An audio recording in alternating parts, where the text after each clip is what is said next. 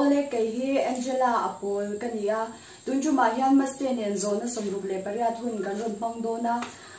ama sain mastea zona hun chatak min pe ma bangin kan lo me pe pok lo me o hani zon ngan mo mo me la fiam tu tho tura I training dan hi bi shi thayem fiam tu tho tu ni training kan be sa le khop me ya zinga le chuna le tlaya ka practice thina chun zinga thove le cái siama chuan cái nga về cái tana chuan tang pa hian pakhat po kha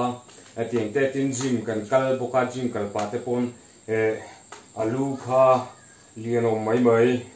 tiang chi te khang kan tin sa chu chuan training dan de tlang pui chu nei ani chuin I thobrim hle mai if you want to do better ni should thai ngem film to do better he pakhat thing ku ngalo na chuk thela wa ho dei ti kha ka film to do better ani chu anin zone danga kal zel mai la ik mai chadu zong ni should thai ngem nei chia hi mei chia mi pa ngai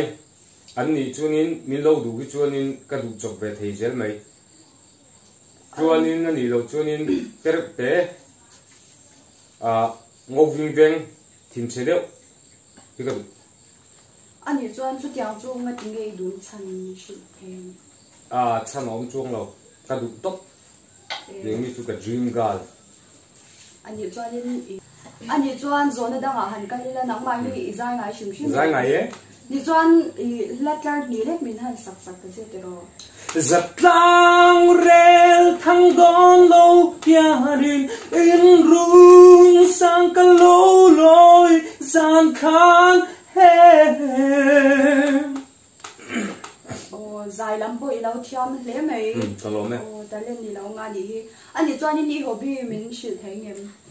mi puisa min pek hianin kalo me te hi ka hobby ani chu anuam ka ti bo ko mo ka tuina ni bo thatle mai ani chuan ni pui nge thasi ni pui nge thasi tia ni pui nge thasi ni pui nge thasi ma mi ti nuam mi ti zok ti ta che ka shalo le poisa nei chuan thasi ka nuam zoka poisa nei vak lo chuan ni pui shom ani chuan mo athum nge al tia thum nge athum nge al ni ngai na zo abu le mun ziran mai share so ta chu thum ka du lo zo ka thing pui ta chu al ka du lo zo ai tu re zero What is your favorite hospital? Dutang Hospital is my favorite hospital is Dutang Hospital. Dutang Hospital is my favorite hospital. My favorite hospital because it is very beautiful because it is very beautiful. Avahar chal ve. Ni chuan what is your favorite mizo film? My favorite mizo film is Kanui mangai na ka tour zolo. My favorite mizo film is Kanui mangai na ka tour zolo. Ani chuan zona danga kan lenga YouTube pa enge yen na satber Thasham thasham englam pang ni thasham ai en chin thasham chutin englam pang fa kom lo mo thasham ni chunin thasham ni top mi en thi to an ram ting chi ani chuanin khoi la nge ram kal chak na ber ram huai nga dingai kal chak na chan ekin zau ani chu apoi mo gi thau ram kal chan tero ekin zau kha ani chuanin nge favorite color min shil them choni koramo choni kor la bo hai ro choni kor pakhat che kan ya var irong du zong shim shim ang kha avar ti na ma inai sa ni la vin vur thura tu na sen ni chu aha thak nei mai zona bo om to lem chuang lawa hai somruk le paria kan ti na nga hanin zo bel vak tur bo om to chuang lawa I kan hun te kan lau ti top to do na imo nang ma di khanin zona somruk paret ni sia zora na somruk paret khamin zot tram la ani thawa ma se zo tur che kha om to bok si la ke ma ka zot mek cha ikor lo thui sual ta selection aban hetia vua nge idi hetia vua chút tiang có rôm ngay mi lo thui sual ta se male anh là thui sual bốc xí là ba ai inge du jok ya tia thì chút cái đủ mấy ang ani chuan kot ban bul ngai du jersey ne tai om chút tiang ngay mi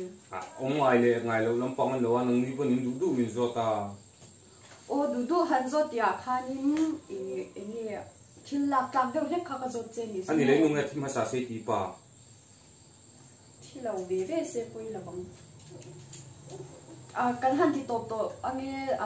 cái mà như zona ron zo to ra ron kal kan ya mo chu wangin kan zo thei chun che ni ta hanin elle zeli la hanin zo vak tur po om to chuang lao ti zong kha han ni se amaste len zona sum le paria thun gan ron bang theya thir tu te min lau thir zel turin kan som cheu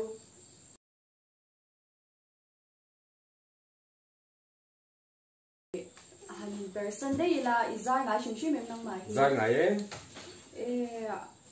anh cho nên lắc lắc ní lắc mình lau sặc sặc rất lang rel thăng đón lâu hiền in run sang lâu lối gian khá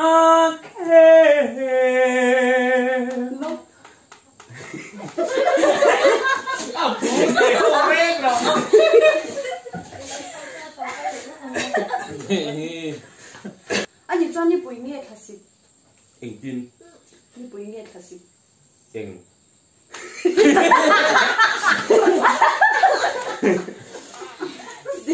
nuôi biết gì sao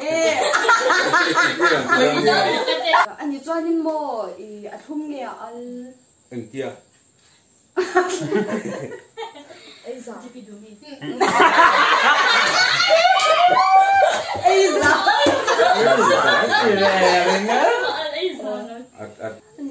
What is your favorite hospital? Dutlang Synod Hospital is my favorite hospital because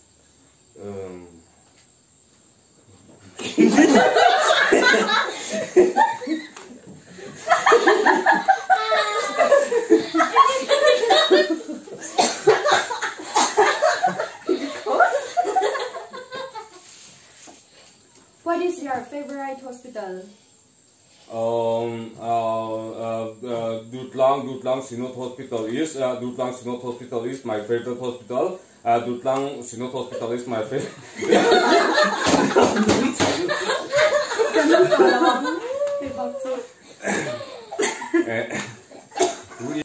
Because